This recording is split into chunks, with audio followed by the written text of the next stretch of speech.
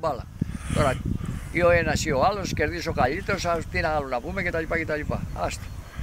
Τώρα εκεί βλέπω έξω τον Τεντόπουλο, ένας. Αν δεν πήγαν ακόμα μέσα, ποιοι είναι αυτοί τώρα, οι εκτός 18ος. Οι αλλαγές είναι.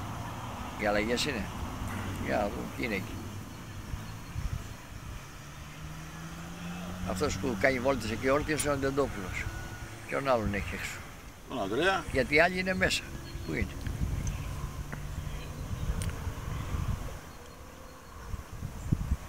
Όλοι έξω, ο Ρένος, όλοι δεν έχουν αλλάξει ακόμα. Α, εντάξει. Ο Ρένος μπήκε μέσα τώρα. Είναι και ο Αντωνάκης εδώ σήμερα, πρέπει να παίξει κανονικά ο Γασπύρης. Από το στράτευμα. Πρέπει να έχει πάρει άδεια. Να το. Τώρα αυτό που πάει μέσα. Ο τον Γεωργόπουλος ο Ανδρέας. Η Κοτσαρίκη να είχε γίδα σήμερα χτες.